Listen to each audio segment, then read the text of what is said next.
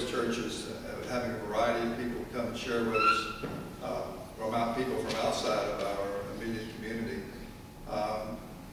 Another thing that's happened in the last year is with changes in the Newman Center, we have made many new friends, people who are kindred spirits.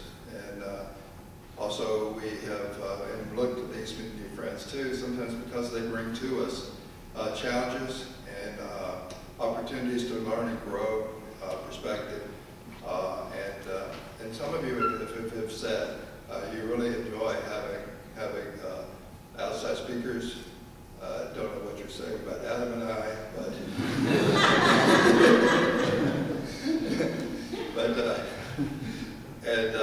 but we enjoy that too. We enjoy that too. Our speaker today, our preacher today. Is this the first time you've ever been called a preacher? I think so. Okay, Mary. Our preacher today is Mary County. Mary is the Mary, you call the chairperson? I just lead. Yeah, she's the leader. She's the leader and the boss of the of Justice Ministries Collective. All are welcome. I don't want to say too much because you might know what you're going to share, and I don't want to say it before you say it. But in the Newman Center, in the Newman Center there was a community, a cell of people who were connected with Bread, which is a social justice ministry of the churches of our area. And Mary had in that throughout the year there was an emphasis, a call to those who are part of the Newman Center to participate in these justice ministries. Now Mary, they've cut loose from the Newman Center, and they've even become more inclusive, inviting others to join them in committing to Bread, and which Mary will tell us more. We're always looking for ways for the people of our congregation to act upon the call of God to do justice in the world. So Mary, we're glad to have you with us today.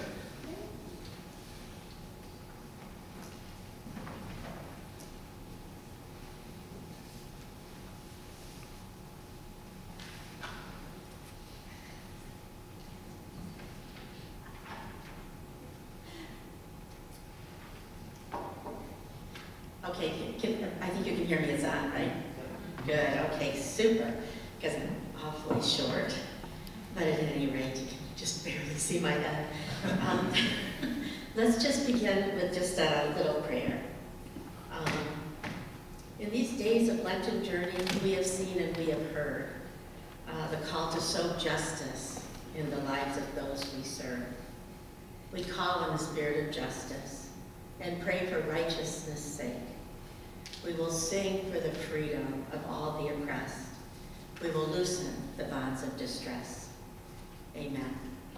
I want to give special thanks to Ricky Manalo, who is Paula's father, who was at the Newman Center many years ago. This Days of Lenten Journey was one of the songs that he wrote when he was with us, so it's especially precious to me. And I'm really glad to be with you today during the Lenten journey as we get ready to celebrate the resurrection at Easter. And I understand that some of you who may have been members for a long time may have been members of Bread in the past. And so I'm going to encourage you to be revived and to do justice in this powerful way again. Let me tell you a little bit about me, because I think that it defines how I got to where I am. I was always called Mary, Mary, quite contrary. And I like being contrary. I like looking at a different perspective. Pastor Adam talked to me, so he kind of sees that. But the other thing that I really used to like judging everyone and having the right solution. That was what I did. And I started that from a very young age. But God chose me, in spite of the fact that most of my family seemed to go in an opposite direction, to stay engaged with Jesus. So I'm a firm believer that God is always speaking to all of us, not just me. And sometimes if we're quiet enough, or if we're graced, we have enough grace, we can hear what he has to say. So as a young child, I was raised in an all-white neighborhood. My father was a hater of people of color, and he called them vile and disgusting names. So when I look back at what had happened with my dad, I think that was an attempt to make me into a hater, you know. And fortunately, I had a loving mom. She was a registered nurse, and she just never made comments like that about people. She also never went to church, so I never knew why, and I still don't. But early on, as I was growing up, maybe by the time I was 8 or so, my dad stopped going to church too. And we had started out as Lutherans, so once I had an opportunity to return to the church, it was an older girl that I didn't know very well named Lynn. She invited me to join her at her Lutheran church. So I returned to church on my own in the 6th grade. Now, I agreed to go because there was food and there was learning. I got to learn to be a Lutheran on Thursday nights. I also joined the choir. I always ate the food. I always got confirmed, and I did all this by the time I was in the 8th grade. I had a really good time in that youth outreach. Then, as happens with a lot of folks, we wind up sometimes leaving the church. We pay no attention to it when we're in high school, at least a lot of us do. And so I just had lots of fun, and there was Mary, Mary, quite contrary again. Because now I knew it all. I thought it maybe was God, I don't know, but I really now was an expert. So you oftentimes have an expansion of your world in high school, and high school was the first time that I ever interacted with lots of black people. My high school was a mixed high school.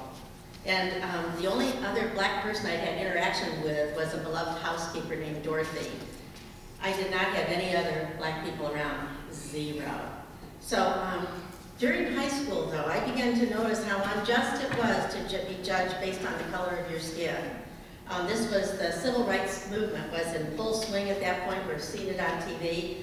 And then there are 4 young girls who were at the 14th Street Baptist Church in Montgomery, Alabama, who were killed in 1963.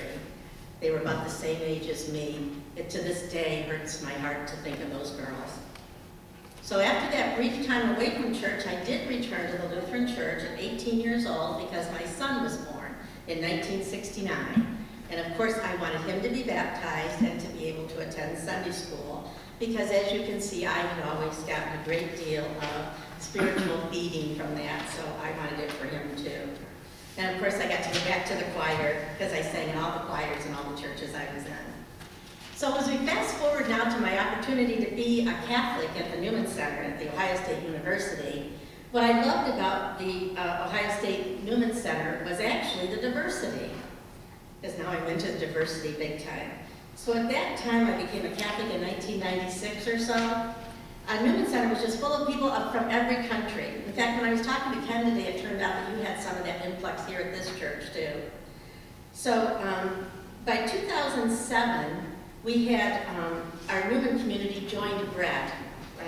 So I was thrilled because I felt it was a privilege to finally be able to do the justice part for Micah 6:8.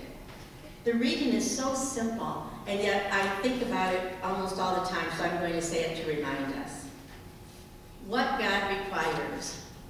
With what shall I come before the Lord and bow myself before God on high? Shall I come before him with burnt offerings, with calves a year old? Will the Lord be pleased with thousands of rams, with tens of thousands of rivers of oil? Shall I give my firstborn for my transgression, the fruit of my body for the sin of my soul? He has told you and showed you, O man, what is good. And what does the Lord require of you? But to do justice, and to love kindness, and to walk humbly with your God. So I was attracted to the Roman Catholic Church after so long as a Lutheran because we have a rich history of Catholic social teaching, and so we had defined a need to do justice as part of our faith walk. You know, Jesus had summed it up in John 13, verse 34. He said, a new commandment I give to you that you love one another, even as I have loved you, that you also love one another. What a wonder it is to have a place where I can love by doing justice and loving mercy and walking humbly with my God. So what is it about bread that makes it so special? Well, that name bread for one thing, because it says to me, God's not dead, he's bread. You know, so it stands for building responsibility, equality, and dignity. So it's been in existence since 1996, and our first major and hard-fought victory was the Affordable Housing Trust. It was not pleasant, but thousands of families have affordable housing now because of that trust. We are 44 congregations strong. We're racially, economically, geographically diverse. The original churches who established Bread have been in this business for almost 26 years. We're nonprofit, nonpartisan, and critically necessary. Here's a quote from Frederick Douglass. If there is no struggle, there is no progress. Those who profess to favor freedom and yet depreciate agitation are men who want crops without plowing up the ground. Our mission is to address serious community problems by holding public officials accountable to implementing proven solutions to systemic injustices. Some of you may be as surprised as I was to discover that our public officials actually welcome community engagement. I've been thanked more than once by public officials for bringing some of these solutions that have been so helpful to many to their attention. So we get this model for pursuing justice right out of the Old Testament. You can check out Nehemiah 5. Nehemiah was a prestigious cupbearer to the king of Persia, but he returned from Persia to Jerusalem and discovered that when he was going to rebuild the city walls of Jerusalem, there were other things going on. He was furious to discover that dishonest leaders were stealing from their own people. The people had suffered a famine and were selling land and even their own children and borrowing at usurious rates just to stay alive. So Nehemiah saw a solution, kind of just like what we do. Then Nehemiah, in righteous anger, assembled his people and confronted those in power with a huge assembly. He told the leaders to give back what rightfully belonged to his people. He won. The leaders returned the children and treasures that they had taken from the people of Jerusalem. Similar to Nehemiah, we think about it because we assemble in 4 community meetings first. And so what we do is we listen to hundreds of church family about what they see as community problems. We do this in small groups. We call them house meetings. Then we assemble as a county-wide group and we pick one problem that we want to address after reviewing like 3 concerns or so that surfaced in the house meetings and hearing testimonies around those things. Each network member then gets 1 vote. We research the problem looking for best practices, conducting many meetings with experts to arrive at a solution that we want to present to the official who has the power to implement it. That solution is presented to the official in front of thousands of community members. And the way we get all those community members is that the congregations who are Bread congregations bring those folks to meet with the public official in that public meeting. People power. Once we have the solution accepted, then we establish regular follow-up as an organization to make sure the solution is implemented with fidelity. So we follow up on many things. So it's at the Nehemiah action that we also hear the stories and testimonies of injustices that have happened to people who are in our community. I have a testimony of my own that surrounds an issue that we are working on right now, which is police reform. Our community is called our committee is called Stop Violence, Build Trust. On December 21st, 2020, I had attended a celebration of the winter solstice on Zoom. Remember the pandemic times. The next morning, after the darkest hour of the year, my son woke me with a phone call at 6:30 in the morning. He told me that there had been a shooting on my street. My daughter-in-law, who worked at Riverside Hospital at that time, had seen the police cars actually arriving on my street, and she was seeing that from a hospital window. She also heard on the police scanner that there had been a shooting on my street. That shooting victim was Andre Hill. Andre Hill was killed by a police officer named Adam Coy. The reason that the police came was because a neighbor of mine had called the non-emergency number, the police number, and told them that there was someone out in front of his house that was just starting a car engine, on and off, on and off. It turned out that Andre and the young woman who lived next door to me were both in that vehicle that was parked there in front of my neighbor's house when the police officer first arrived. According to what I later heard, the officer used profanity to order that neighbor back into his house. And then it appears he must have told the people in the vehicle to move on, because after speaking with them for a few minutes, they did move on. But I live on a circular street. So it appears that Andre and that woman came right back and parked in front of my house now. It also, according to the published story, is said that Andre was bringing that woman Christmas money. So Andre got out of that vehicle that was now in front of my house and went into the back door of my neighbor's house. Now, my neighbor frequently left his unattached garage door open. It would be a scary sight, I suppose, if you would, you'd always be wondering if somebody's going to come out of there. So at some point, the police officer returned too. So Andre came out of the back of that garage through the open garage door with his hands up. In Andre's hand was a lighted cell phone. Even though Andre appears in the body cam as walking out of the open garage with hands up, Adam Coy shot and killed Andre right there in the driveway of my neighbor's house. If any of you recall the incident, you'll remember from the body camera that all of the officers arrive and don't do anything to offer any kind of medical assistance whatsoever. He was shot 4 times, and he lay on the ground while they handcuffed him. In the video, you can see a female officer just putting up crime scene tape while Andre there is laying dying right there in the driveway.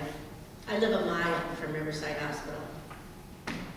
What I see here is murder and injustice. Now, I slept through the entire thing. I woke up to crime scene tape that was on my front porch and surrounding my backyard. The police cars were blocking my street, and I had an upcoming interview to look forward to with an officer from the Bureau of Criminal Investigation, which actually happened. My home was featured several times in both local and national news. The entire neighborhood was traumatized. We had a memorial that I did not create. It just started with candles and signs, and it was at the bottom of my driveway. A spontaneous reaction to the grief and trauma. My neighbors also published information on Facebook discouraging the neighborhood from calling police. We marched in the street on Christmas Eve as a group of mostly white people chanting Black Lives Matter to protest the killing. But think of that neighbor who tried to just call in a nuisance on a non-emergency call, feeling responsible for the death of a human being. If you follow that story, you'll know that Adam Coy, although he was indicted for murder, has not been into trial yet. Because I've studied this issue, as you can probably tell, I know that Columbus is 18th in the United States for police killings and shootings. You may also be aware that there have been, just in the past couple of weeks, a couple of questionable police shootings. And so it hasn't stopped here in Columbus, Ohio. There are real people, including me, who have been traumatized by situations that need a new way of thinking about justice. What we don't want to do is to continue to wait for solutions when we've already got lots of problems. Now, justice ministry, it sounds like it would be kind of overwhelming, but it's as easy as 4, 3, 2, 1. As a Justice Ministry Network member, we attend 4 community meetings. We bring 3 people with us to the Nehemiah Action, and we're each invited, not required, invited to invest $200 or more in the work of bread. We are one united community for justice with our people power. So it's 4, 3, 2, 1. Pretty easy to remember. Now, since I lost my regular worship space, I feel God is saying, all are welcome. It's in our name, Justice Ministry Collective, all are welcome. So just like Jesus called all sorts of people to be disciples and followers, I've come to believe that powerful justice work can be a path to re-engagement in a worship community, whether you are presently a believer in a God of my understanding or not. So I've invited people who may no longer even be in a congregation to give justice ministry a try. And I want your worship community to have an opportunity to be love in action with Brad. I'll begin by inviting all of you here today to join me and the Justice Ministry Collective, all are welcome, at this Nehemiah Action, which is on April 25th at 6:40 p.m. I've got a sign-up sheet outside by where Julius was standing on that little round table. You can just sign up with your name and email and phone number, because I will have my network member team give you a call and remind you. Because we want to count you in for justice, because that's how we build our people power.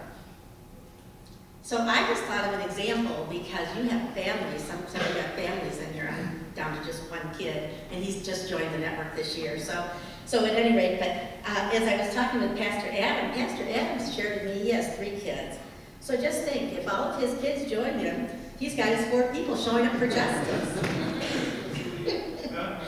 You can never start loving too early, can you? And I really thank you for the opportunity to share some love with you all today.